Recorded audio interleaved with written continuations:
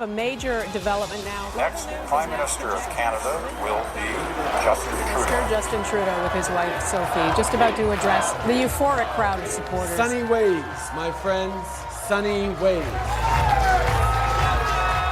Canada curious? This is the Yes We Canada podcast, the progressive's guide to getting the fuck out. This episode is called First Lady Naked with a Second Lady. Hi, I'm Matt Zimbel. And I'm Mio Edelman. It was the morning after the 2015 Canadian general election, the one that made Justin Trudeau the 23rd Prime Minister of Canada. The picture in the tabloid New York Post was of a grinning Trudeau with his wife, Sophie Gregoire, waving to the adoring electorate. The headline screamed, "Hottest First Lady in the world," which was right next to the journalism about the airline passenger with unbearable odor that caused an emergency landing and then died of an infection, which was kitty corner to the future Pulitzer Prize-winning Woman Discovers Long-Lost Sister Lives Next Door. Okay. I guess you read the whole paper that day. Now, we don't want to seem all old-fashioned and facty because we know that facts don't really matter to some of our beloved American listeners anymore. But we have to set the record straight. In Canada, we do not have a First Lady. What? We have a spouse. Uh-huh. We also have a Your Excellency if you need one, but we're fresh out of First Ladies. Right.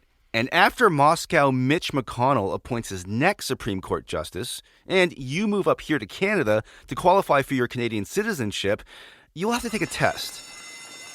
The Yes We Canada podcast will help you pass that test, so you might want to grab a crayon or two and scratch a few notes. Class, in Canada, the Prime Minister's wife or husband is called the spouse. God, that sounds dull, doesn't it? But it's so progressive. Think about this for a second. What? The official title, spouse, has been the designation of the prime ministerial mate since the 1800s, and it's gender neutral. We must be the only country who's ever done that. That's crazy. Well, you see, America, up here in Canada, we've sorted this problem of a gender-neutral spouse designation, but you're still working on it. Remember when it looked like Hillary was going to the Oval as the first Madame President? Yeah, like 30 years ago or something? That's what it was, right? No, it was only 4 Right. years ago, but it does feel like 30. God. I agree. Uh-huh. The press and the protocol officers were all trying to figure out what Madam President's husband, Bill, might be called. Remember that? Yeah, they were also trying to figure out how to teach Bill to bake cookies. 2 tablespoons brown sugar, 1/4 teaspoon baking powder, pinch of salt. You're on your way? Mm-hmm. Then y'all place the cookie on the doily. Does it have to be a homemade doily? Or can I use a commercial doily? Anyway, look, I think they were going to call him the first Bubba. The presidential doily. I'm sure there are presidential doilies. Finally, it was agreed that first Bubba didn't really sound, First Bubba? I don't know. Right. It wasn't prestigious enough. So they were going to call him the first dude, which they found was both dignified and finished with like a slight tang of aftertaste of hillbilly. Now, technically, this musing about what to call Bill, if Hillary won, was a super odd case because Bill used to be president, and as such, he retained the title of President Clinton. For the rest of his life. That's the title he has for the rest of his life. As a couple in the White House, Bill and Hillary would have been Mr. and Mrs. President, which in the third person plural would be Presidents Clinton. Or, to be utterly modern about it, they presidents. Do you mean that like in terms of pronouns? That's right. That's right. Oh, They that's- would- okay, They that's terrible. presidents. Right, okay. You see where we're going with this, right? I have absolutely no idea where you're going with this, actually. Well, the U.S. is going to have to come to terms with this issue of what to call the male spouse right now, because Vice President Kamala Harris's husband, Doug Emhoff, is a man. That's right. So I'm hearing they're going to call him the second gentleman. Is that right? That's right. Ladies and gentlemen, please welcome the Vice President of the United States of America and the second gentleman. That's just as sort of disappointing as spouse. Is that really the best they have? Sounds like the guy was the second choice for the job. It reminds me of when they started calling used cars pre-owned. Now, the place where protocol and gender meet is complicated. So let's look at how the Brits handle it, because if there was ever a protocol-loving people on Earth, it is the Limeys. Check it out. If the Queen is the reigning monarch and she marries, her husband is not called the king, because being king is a gig. It's a job title. Not a bad gig. So what? He's the prince, right? No, he's not called the prince. The Queen's husband is technically called the consort. Ooh, the consort, okay. So chicks who marry kings are called queens. Dudes who marry queens are called consorts, which is reverse sexism, complete rip. Screwed by the matriarchy again. I That's quit. right. I quit. You can't quit, we're not done. Okay, for clarity, we know now that the proper Canadian title for a person married to the Prime Minister is the spouse. In Canada... I just want to clarify, though, Matt. Yeah. It's just the spouse. It's not like the royal spouse. It isn't the eminent spouse. It isn't the first spouse. No. First spouse is far too pretentious for Canada. Okay. We're very low-key down here. Right, okay. Things are very, very chill. No, don't want to draw any attention to yourself. Okay. The spouse. The spouse.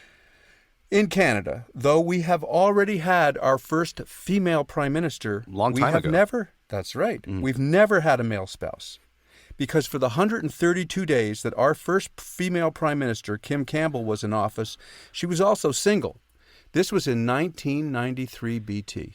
93 BT? What's BT? Yep. That's before Tinder. Oh, jeez. Swipe right. Well, she was conservative, so of course she's going to swipe right. That's terrible.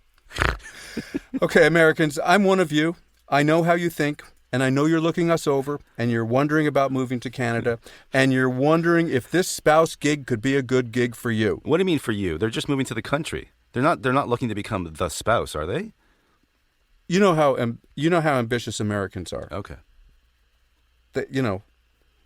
Honestly, I'm going to tell you, I don't think this is a great gig. No?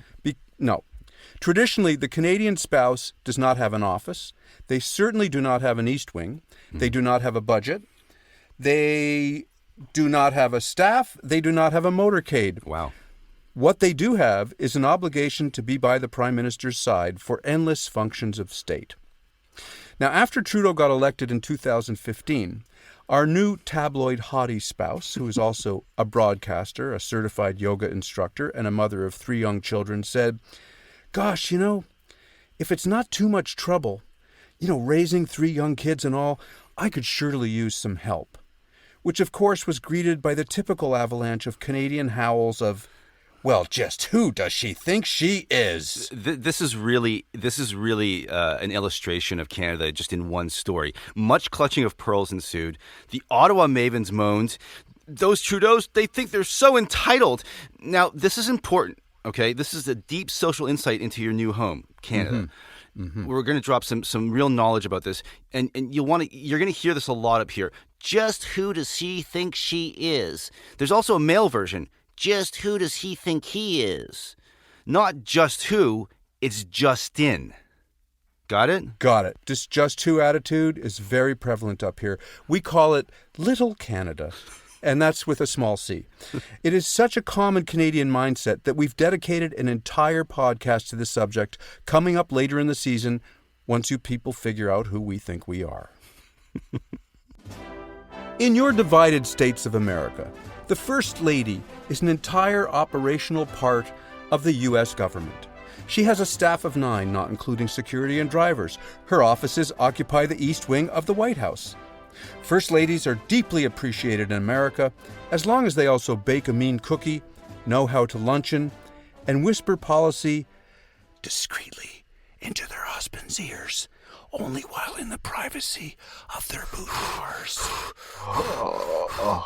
Now, Eleanor Roosevelt was a powerhouse. She was widely acknowledged to have moved Franklin far to the left. And Nancy Reagan earned her keep, keeping Ronnie's dementia on the QT for 8 long years while employing psychic readers in the role of chief of staff and selling arms to Iranians so they could fund the Contras in Nicaragua against the wishes of Congress. That's a real swampy mouthful, no? That's Washington for you, baby. Now, after Reagan and a term of the Bush the first, Bill handed Hillary the health care file, and that didn't work out so good. Not for y'all, and not for them. But up here in your new country, Canada, we like our spouses bland, because up here, our real HBIC is actually... Do you mean head bitch in charge? Yep. Okay. Up here, our head bitch in charge is actually the Governor General. Ah, yes, the Governor General. The GG is the representative of Her Majesty, the Queen of England. Okay, enough of that. We got the idea. The GG is also referred to as the Vice Regal. But if you're a regular listener to Yes We Canada, you know that we call the Governor General the Assistant Queen. I know the current Governor General, and it still pisses her off when I call her that. Now, here's something that will likely be on your citizenship test. The Governor General is also the Commander-in-Chief of the military, which in Canada is 3 pre-owned tanks, a beat-up fighter jet, a dozen helicopters made in the 60s, and a big tent with a slingshot for peacekeeping missions. Now, I have to say that I find this quite funny, the GG as the Commander-in-Chief, because it's like the British decided the Governor-General and not the Prime Minister would be in charge of the military. Mm-hmm. Because, Mio, the GG answers to the monarchy, the Queen. Yeah. Whereas any dipshit can get elected Prime Minister and then control the weaponry. Not a bloody good idea, chaps. Pip, pip, cheerio. Now, remember, when this decision was made, Canada was formed in 1867. That was only 85 years after the American Revolution, when the Brits were still kind of touchy about whose finger was on the musket. I just think you're telling these stories because you like doing people's voices. Can we just get back on track? Because this is actually really important. Actually, excuse me for interrupting, but I just did a Southern American accent when I should have been doing a British accent. I'm not even listening anymore. Three of our last, this is serious. 3 of our last 4 GGs, Governor Generals, AQs, otherwise known, have been women. 2 arrived in Canada as immigrants, 1 as a refugee, and they've all served us really well. And in between all the lady GGs, we had an old white guy, and he seemed to do really well in the muted establishment way of dull old white guys. Many, many years ago, but I was that child. Oh, Lordy. Now the Governor General's wife or husband is officially referred to as the consort, which, Mio, it just sounds frankly slutty to me. Oh, dude. Vice Regal Sorry. Consort. Right. Yes. Vice Regal Consort. It's an upgrade, but still, don't you think it sounds a little concubine-ish? Is that even a word, concubine-ish? Not according to spell check, no. Officially, the Vice Regal Consort is addressed as His or Her Excellency, or in conversation, Your Excellency. Recently, I've taken to calling my spouse Your Excellency, and I feel that has improved marital relations substantially. I'll keep that marital tip in mind for the next time. We're getting into a lot of terms here: Vice Regal, Consort, Excellency. Mm-hmm. But this is what you need to know about our current Governor General. Our current Governor General, Julie Payette, is a former astronaut, a fighter pilot, a scientist, a mother, an accomplished classical pianist who speaks 6 languages, and, get this, a 2-time divorcee. She's been one of the very few women on Earth to go into space, but what do you think the media wants to focus on? Yeah, all that scruffy stuff, the scruffy details of her second divorce. You see, she married one of you guys, an American test pilot by the name of, check this, Matt, check this out, this is the most American name ever, Billy Flynn. You can do your accent now. Billy Flynn. Billy Flynn. What could be more American than a test pilot named Billy Flynn? Get me my plane. I want my plane. You see, that marriage didn't end well, and there was a feeding frenzy in the gutter press. You know what's weird, though? The American audience wouldn't even know this, but you and me, we're just like 2 ordinary guys. Ordinary. mid-level Canadian celebrities. Right. But both of us have hung out with women who have been governor generals, GGs. It kind of depends on how you define hung out, Mio, but I think your point is that Canada is, in fact, a large country geographically, but really a small country. We all know each other. I met our current Governor General when I produced an event at which Madame Gigi Payette appeared, and at the time she was nominated for Governor General, but had not yet been sworn in. So I wrote this line for her intro. She walks out on stage without an introduction, goes up to the podium and says, "Hi, my name's Julie. I'll be your vice-regal tonight." Did she actually? You gave that to her? She actually said that? Yeah, close. Not exactly. Okay. She's not teleprompter trained yet, really. Okay. But let's just say, she knows how to read music better than how to read a teleprompter. That's what I can tell you. Mm-hmm. But anyway, I'm not bragging. I know the GG. I have her cell. If you need help with your immigration, I can hook it up. Yeah, that's not bragging, but thanks. Okay. Our current GG is attractive, single. She's got a great job that pays $288,000 Canadian a year, a beautiful free house and garden. But man, it must be hard to get a date when you're the Governor General. Yo, Your Excellency, we should Netflix and chill sometime. Actually, this is a little off topic, but we have trouble resisting a good scandal. Our Governor General has been in some really deep trouble lately. Governor General Julie Payette belittling and berating employees, humiliating them in public. There was a lot of crying. I saw colleagues cry. It got so toxic, this employee quit. She compared meetings with Payette to interrogations. They will bully you until you either agree or leave. In a statement, the Governor General's office said, "We deeply regret this reporting, which is in stark contrast to the reality." Seems like most of the 140 people who work for her at Rideau Hall, which is her office/residence, are miserable. They feel bullied and complain of being verbally abused by the GG and her principal secretary. The phrase anger management has been bandied about. Mm-hmm. But it's all in the hands of the consultants now, so things can only improve when the consultants are the first responders in any workplace crisis. I think we need to zoom out a little, though, on this, get some perspective. Okay. Being the spouse of a highly public person is a huge challenge. True. I mean, like the spouse. Are we back on the spouse here? We're on the spouse. Yeah. Okay. So I mean, you heard everything that the GG gets. The spouse doesn't. They don't get anything, as you said. But think about it. You have 24/7 protection. Mm-hmm. Your private life has essentially ended forever. Everything you do or say is parsed and probed for deeper meaning. It's a tough gig. And you have to learn the gaze. You know the gaze, Mio. No, what are you talking about? When your spouse is delivering a speech that you've heard 170 times and you're with them at the podium, you must learn to gaze into the middle distance and fix that look on your face that telegraphs, "This person speaking right now, my spouse, this is a very wise person. And these words about a new milk quota are poetry. And I am so in love with this person you elected." You have to telegraph that while you're actually thinking, "You scumbag, I know all about you and your so-called nutritionist." I think that gaze, that stare into the middle distance, it's actually a Botox. It's on the Botox menu. That's perfect. At Ottawa clinics. That's good. Okay, generally in Canada, we have more respect for our politicians' private lives than you do in the USA/TMZ.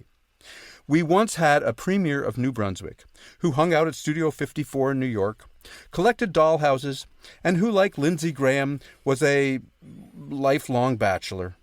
The press called him flamboyant. The opposition party called him a faded pansy. They did not. In the legislature, they did. Oh, wow. Okay. Nonetheless, his privacy was respected, even after the RCMP busted him with a bag of dope while he was riding with the Queen on an airplane.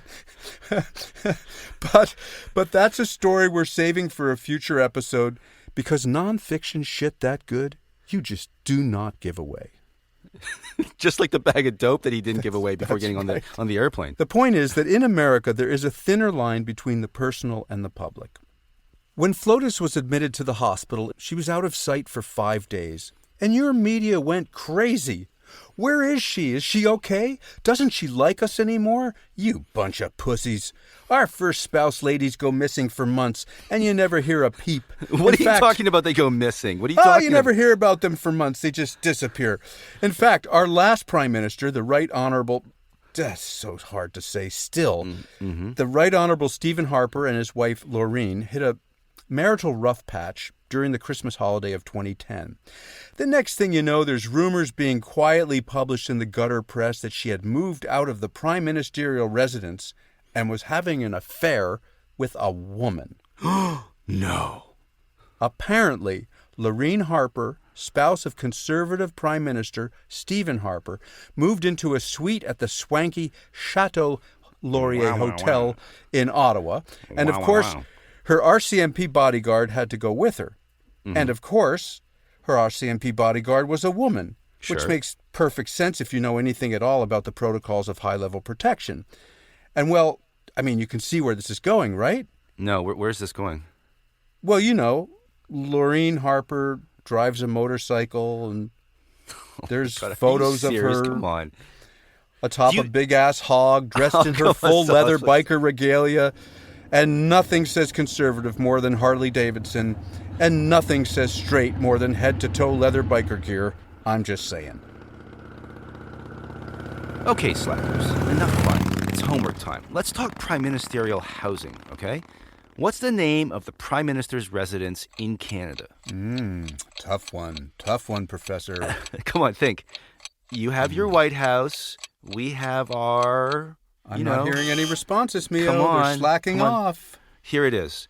24 Sussex. Not so glamorous, I know, but that's what we call it up here. 24 Sussex Drive, indeed. 24 Sussex Drive, yes. Now, Mio, speaking of the White House, did you know that during the Obama years, many in the black community proudly called the White House the Black House? I did not know that. Yep. And of course, being as divided as the Americans are and how racist the Republicans are, many Republicans called the Obamas living in the White House just another example of a black family living in public housing. That is so brutal. I can't believe I know. It is remarkable. Did you know what Bill Clinton called the White House? Well, shoot, little feller. How's that accent? He called the White House the crown jewel of the American penitentiary system. Yeah, but he seemed pretty anxious to move back in 2016, didn't he? He did. Anyway, recently, Donald J. Trump, soon to be an unemployed ex-president, Mr. Ex-President, called Canada, your loving neighbor and biggest trading partner, a security threat. You see, he wanted to impose steel tariffs on us and needed an excuse. He called Justin Trudeau and told him that, of course, Canada is a security threat, and nobody knows more than me about American history. Canadians burnt down the White House in 1814. No, dude, Canadians were not invented until 1867. Those badass White House burning people were Brits.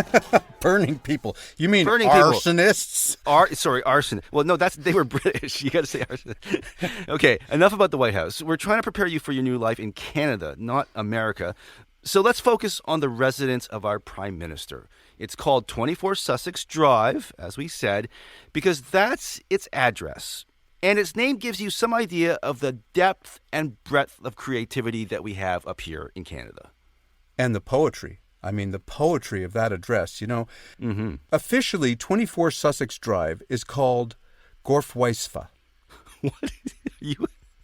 Yeah, which is the Welsh word that you all know. You know, that's the Welsh word, Gorfweisfa, which means place of peace. Well, why are we using Welsh?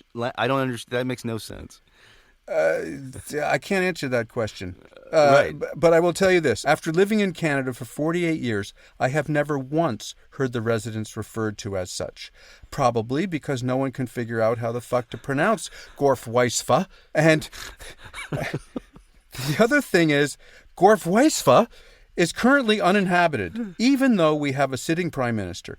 How can this be, you ask? And I say that is an excellent question. I don't understand. Like, it's the official residence, but nobody's living there? That's correct.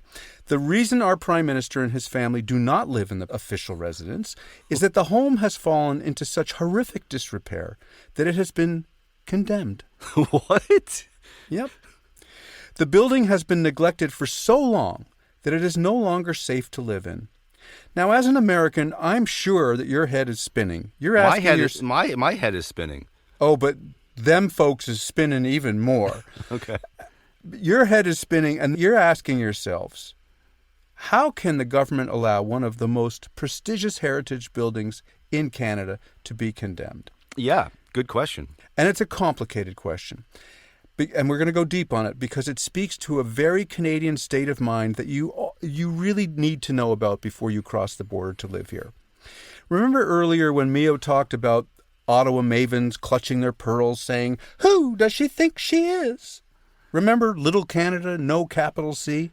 Just who does she think he is? That's right. Well, the reason the Prime Ministerial residence is now a gut job is because every Prime Minister who has lived there resists making improvements on the property because Canadian politicians would rather have a dining room ceiling fall in while their family is having dinner than having voters perceive that they are all bloated with self-importance and getting a little uppity by renovating their home on the public dime.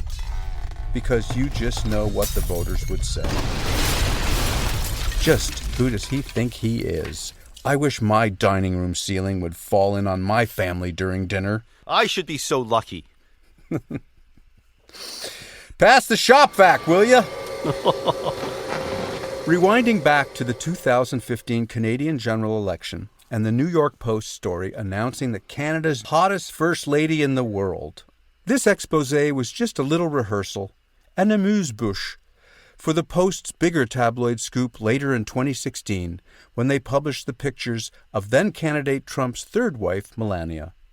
In this photo spread, your soon-to-be ex-First Lady was photographed naked with a, second lady. Wow.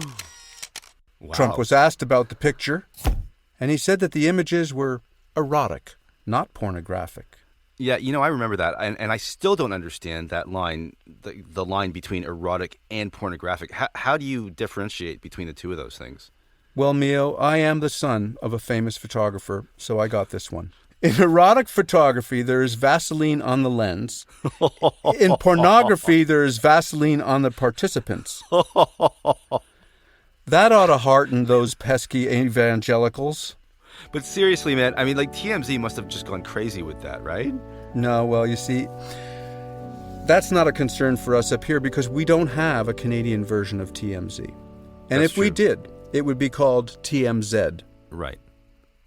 But, we have had some TMZ-worthy moments that have involved the spouse of a prime minister. Way back in 1978, when Prime Minister Pierre Trudeau's spouse, Margaret, our current Prime Minister's mom, she left her marriage when she was 29 years old, flew down to New York City to hang out with the Rolling Stones at Studio 54. Oh, yeah. You know that nothing good usually happens after the sentence hanging out with the Rolling Stones. That's right.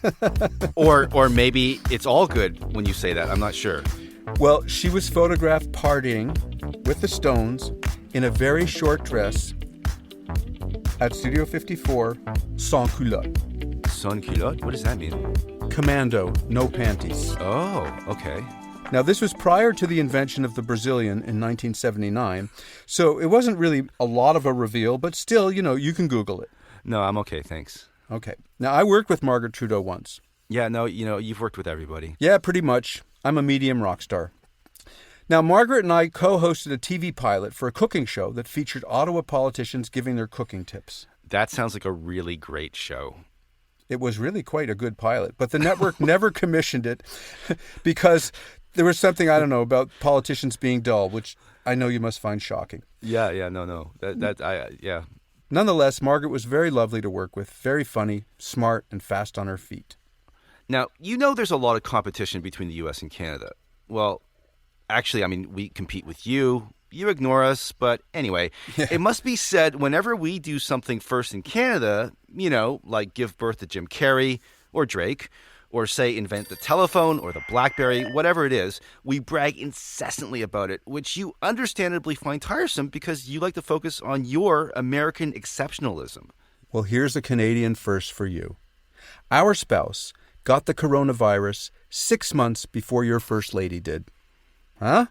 top that. Oh yeah, and our haughty spouse recovered very quickly, even though she has single-payer government health care.